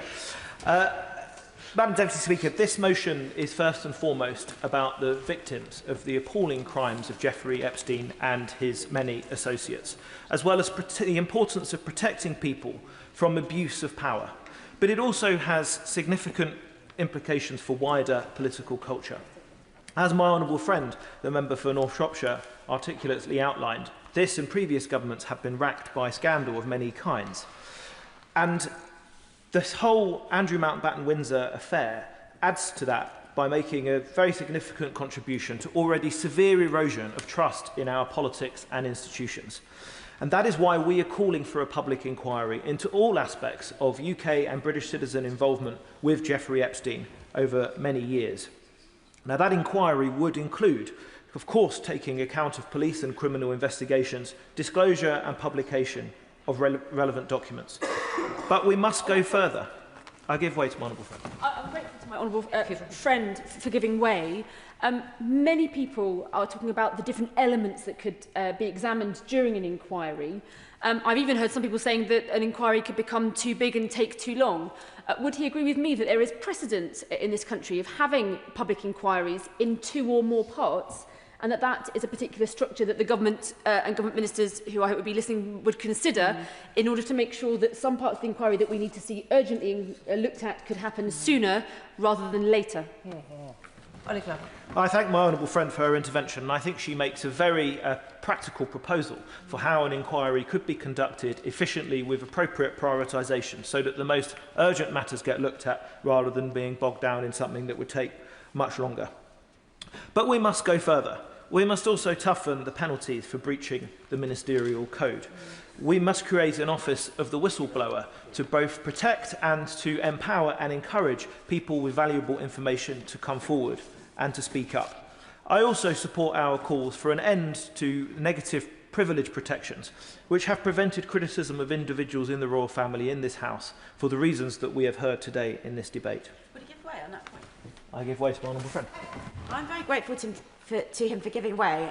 What strikes me as I've listened to this excellent debate actually this afternoon is that everything that our establishment sort of depends on is that the people at the heart of it are nice, trusted, good sorts who won't step out of line, and we don't have the mechanisms in place to challenge when that doesn't turn out to be the case. Would he agree with me that the points that he's outlining about Office of the Whistleblower and other statutory bodies to put a code around our behaviour in this place and in wider public life is so important, so that we don't just rely on people being good blokes? I thank my honourable friend for her intervention, and I very much agree. There is far too much in British political and wider culture that does rely on taking things on trust and assuming that good motives and good intentions will win the day. Very sadly, the whole affair of Andrew Mountbatten-Windsor shows that we cannot necessarily rely on that, and that we do need strong processes and procedures and protocols to make sure that we have the highest standards in public life. Madam Deputy Speaker, we all hope that the necessary changes to prevent a repeat of the whole Andrew Mountbatten-Windsor affair and abomination and the wider Epstein disgrace can be made within the structures of our current system of constitutional monarchy. Should that prove not to be the case, then we risk that calls for a change to our constitutional arrangements grow louder and more compelling. Ben Maguire. Thank you, Madam Deputy Speaker. Madam Deputy Speaker, before I turn to the wider implications of this debate, it's really important to acknowledge why the Liberal Democrats have pressed for full transparency today. Serious allegations have been raised about Andrew Mountbatten-Windsor's conduct during his time as the UK's trade envoy, including reports that he claimed taxpayer-funded expenses for so-called massage services and other inappropriate costs. Former senior officials have described a culture of deference in which such claims were barely even questioned, expenses were rubber-stamped, and scrutiny was effectively absent. I will give way. Honourable friend for giving way. We rightly say that no one in the country is above the law, and recent weeks have reinforced that principle. Surely it must also be true that no one is above our democratic. So do you think the government should now consider bringing the royal household within the scope of Freedom of Information Act to strengthen confidence in our institution? I thank my honourable friend for making that powerful point, and I think it's a really important consideration that I hope the Minister is listening to and can respond to today. These concerns naturally lead to further questions. What did those around Andrew Mountbatten-Windsor know? What did police protection officers, civil servants, officials who accompanied him and travelled with him were present during these official duties? What did they observe? What did they record? What did they raise? And crucially, what was dismissed and what was ignored? These are not just trivial matters. They speak directly to how an individual in public office was able to behave in ways that would never be tolerated from anyone else, and how the institutions around him completely and seemingly failed to act. Just on that point, We'll give way. Okay. I thank my honourable friend for giving way. And just on this point about what the protection officers knew, for example, does it not show the outrageous power imbalance between a royal and an employee, and how the fact that you have someone in that situation who then has to, and we're talking about whistleblowing, we're talking about reporting what has been seen. Does it just not show how outrageous that even the prospect of having someone in that situation is, that they are then being held to account for not calling out the behaviour of someone whose position, whose privilege, whose kind of birthright has put them into such a position? Does he agree that this just shows how our constitution and our structure has put us into such an outrageous twist, and how difficult it's going to be to unwind that? Honourable friend for that intervention, and I completely agree with him, and I suspect this is just a small start on something that's much, much wider, and I imagine there's probably much more information on that to come. As the House turns its attention to the matter of Andrew Mountbatten-Windsor, I also want to use this moment to refocus our minds on those who have been most consistently forgotten throughout all of this, the victims and survivors of Jeffrey Epstein and the justice they've been denied for far too many years. It's only because of their bravery in coming forward that we know the true extent of Epstein's crimes and the deeply troubling implications that those crimes hold for our own establishment, as has just been mentioned. Madam Deputy Speaker, when we talk of these survivors, we must confront an uncomfortable truth. Many UK victims are simply too afraid to come forward right now.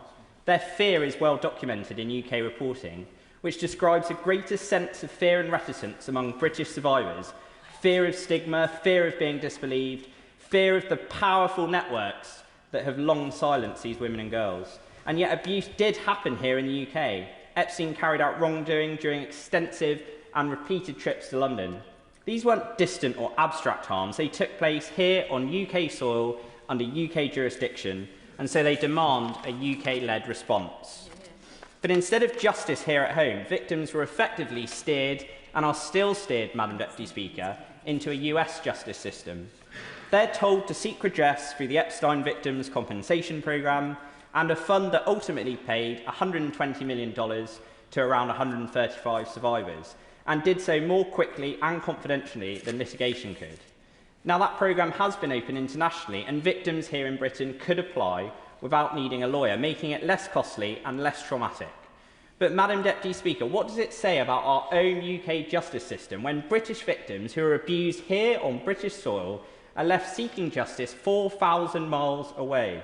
When we ask traumatised people to navigate foreign bureaucracies because we here in the United Kingdom have nothing equivalent to offer them? And what does it say that only less than a handful of UK victims even approached a solicitor? Not because abuse didn't happen, we know that it did, but because the absence of any UK prosecution meant they didn't feel empowered to speak. We can draw a stark contrast between figures like Andrew Mountbatten-Windsor, Peter Mandelson, who have allegedly enriched themselves through their associations, with the survivors who are left fighting for justice. What the Epstein files reveal is a powerful network of wealthy people colluding with Epstein, using their privilege to silence and dismiss survivors, a pattern which has been highlighted by the End Violence Against Women Coalition. This exposes how powerful men evade consequences, while their victims struggle even to be heard, reinforcing the very fear that continues to keep British survivors in the shadows.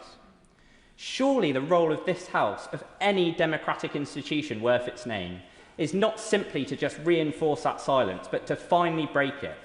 And that's why today we call clearly and firmly for the UK to open criminal prosecution and survivor-led inquiries into London-based offences. These alleged crimes fall squarely within the UK jurisdiction. The offender's nationality is irrelevant. The victim's nationality is irrelevant. What matters is that the harms occurred here, and those harmed deserve justice here. Justice for British victims must not be outsourced abroad. Justice must not be dependent on the bravery of a handful willing to defy enormous pressure. Justice must not be conditional on navigating a foreign compensation scheme. Justice should be delivered transparently, confidently and compassionately here in Britain. Would my honourable friend give way? I will give way. Thank my honourable friend for giving way. Would he agree with me that having a public inquiry would be a very public way for the British authorities, for the state, to show those survivors that they have been the victim of some heinous crimes, and that it would give them more confidence to come forward? And we know that survivors of all kinds of sexual abuse and rape across this country, whether it be part of some big scandal like Mohammed Al-Fayed or Epstein, or whether it be something much more local and individual, all of them will be being re-traumatised again and again and again by seeing this splashed across the front pages of the papers and all over the media day after day after day. And we have to make a stand and say enough. We will not tolerate this in this country, and we have to stand up to these powerful men who silence their victims and ensure that they have to fight for justice every step of the way. Yeah. I thank my honourable friend for that excellent intervention. I couldn't agree more that a public inquiry is very much needed to expose all of the harms that have been done to these victims and how the establishment of our country have seemingly played such a central role in that. Madam Deputy Speaker, if our government is sincere when it speaks of a fairer, safer and more accountable society, it must now show leadership rather than continued deference. It must show survivors they will be believed, protected and heard in the UK, because at the heart of this matter are not titles, reputations or institutions, but people. Survivors whose lives, like the victims of domestic abuse, have been shaped by fear, by silence and by power wielded against them rather than for them.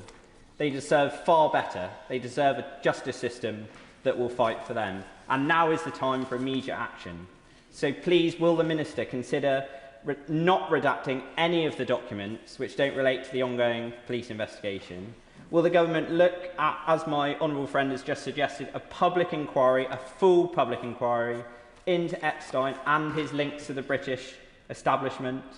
And finally, will the Minister please go away and look to end the appalling negative privilege which prevents MPs in this House from speaking freely about members of the royal household? This is a disgusting symptom of the deference we have shown to those in positions of power at the cost of victims. Our constituents should no longer be silenced in what should be our proud British democracy. Thank you. I call the Liberal Democrat spokesperson, Lisa Smart. Very much indeed, Madam Deputy Speaker. I think we've had an extremely powerful debate today, and I'll address a number of the points that have been raised. But I want to start by talking about how the revelations of recent weeks and recent months have been shattering for the British public and deeply, deeply distressing for many of those directly impacted. We've listened to the gut-wrenching stories of abuse endured by vulnerable women and girls, and we were reminded by my colleague, the member for North East Fife, that we are in many cases talking about children here. We've learned of the arrogance and cruelty of rich, powerful men who felt that no rules applied to them and who made a mockery of our values and our laws. And we have seen laid bare the hollowness of a political establishment that was manipulated so easily and who treated state secrets like cheap gossip. Public trust has been catastrophically undermined by the Epstein saga, and we are now at a crossroads in our public life. If Parliament does not act with courage, faith in our institutions will suffer even more permanent harm and will remain under intense public suspicion and unease. To start to repair the damage, we must uncover the full and unvarnished truth. Critical to that process is demanding that every relevant department comes clean and shares what was known about Mountbatten-Windsor's appointment as Special Representative for Trade and Investment, about what concerns were raised ahead of his appointment if his suitability came into question, and what risks were identified throughout that process. The British people deserve to know what behaviour was tolerated and by whom, and they deserve to... I will give way. I thank my honourable friend for giving way, because on that point I have a constituent who contacted me who played a public role in the Middle East, and during that role they said they had to go through incredible checks, background checks, etc. And obviously the release of these files would enable us to see actually if the same background checks that are applied to people in public life, you know, to citizens like us, are also applied to the royal family. Does my honourable friend agree? So I'm grateful to my honourable friend's intervention, also to her constituent who's contacted her about this really important point. My view and the view of the Liberal Democrats is that we should get to the bottom of how this role was created, the vetting that was done before the appointment, to understand the extent of that vetting or the lack of the extent of that vetting. If somebody is being paid by the public purse, they should be held to an extremely high standard, and there should be transparency about their role and the creation of that role to begin with. So I very much agree with her. The public deserve to know if sections of their government of its time put in place systems to shield Mountbatten-Windsor from accountability, even at a cost to the national interest. Now, of course, Madam Deputy Speaker, the police must undertake their work unimpeded. And of course, anybody who has committed a crime should face justice if they are found to have committed that crime. But a police investigation, no matter what prosecution it leads to, is not enough. It is essential for the strength of our constitution and our social fabric that we go further and clean up the broken system that facilitated this scandal in the first place. On that point, with pleasure. I'm grateful to my honourable friend for giving way. One of the points that's been raised this afternoon is that even whilst the police go ahead with their investigations, there is still a job for this House to do. And it strikes me that some of the most basic principles that we assume in this place and when we come to this place are really being questioned. I just wonder if she would agree with me that it is worth restating for the record and for the public that there are certain principles in public life that this case is highlighting we have to make sure remain in place, that no one is above the law, that taxpayers' money and public office must be used for the public interest and not for private gain, that Parliament has not just the right but the duty to hold the powerful to account and to pursue all means of transparency, and that ultimately all powerful people must face a reckoning if they were involved in this scandal. Yeah. I wholly agree with my honourable friend. She's made a number of very powerful interventions throughout this debate. And this whole sorry saga repeatedly brings up arrogant, greedy men, mostly men, who have behaved in a way that has sought to enrich them further and increase their power. Just on that point. With pleasure. I hope this adds to her point, because does she find the irony that the only person who has been imprisoned as part of the Epstein scandal is a woman? He is not the only person to refer to structural sexism in this debate, and I think particularly my colleague and honourable friend, the member for Frome and East Somerset, made an extremely powerful speech about how we could, should we choose to do so as a parliament, embed looking at sexism, at violence against women and girls, in our policy making, in our thinking, in a way that would benefit the whole of society. And I'm grateful for him raising the point that there remain many people for whom the hand of justice is yet to seek them out with the full vigour with which it should. We should be pulling back the curtain on Andrew's use of the special envoy role and the whole system around him, on the power he had in an official state-sanctioned position, and on the many opportunities missed for scrutiny and accountability, not least, Madam Deputy Speaker, in this place. A number of members across both sides of the House have talked about the importance of pace and of speed. I think the member for Sherwood Forest made a very good point that I think he raised earlier this week to the Chief Secretary to the Prime Minister about making sure we get on with some of this. And indeed, the Father of the House reminded us that the wheels of justice often grind slowly. My friend, my Deputy Leader indeed, and the member for St Albans gave some really practical solutions about how we can make sure progress continues at pace, to make sure that one thing isn't holding up another. And indeed, the Shadow Minister reminded us that police involvement in this should not unduly delay the whole of the process. It is, of course, an absolutely vital part that the police should be free to do their job and do it well, but that should not unduly hold up the release of the information we are seeking. We Liberal Democrats very much welcome support from across the Chamber for our motion today, including from the Treasury bench. And I wonder when he's winding up if the Minister could confirm, like when the government was responding to the previous humble address that we discussed in this place, that information will be released when it is available, any information will be released when it's available, only holding back that information that is directly relevant to a police investigation. And I'd be grateful if he could do that when he's on his feet in a few moments. On that point, please go ahead. I'm grateful.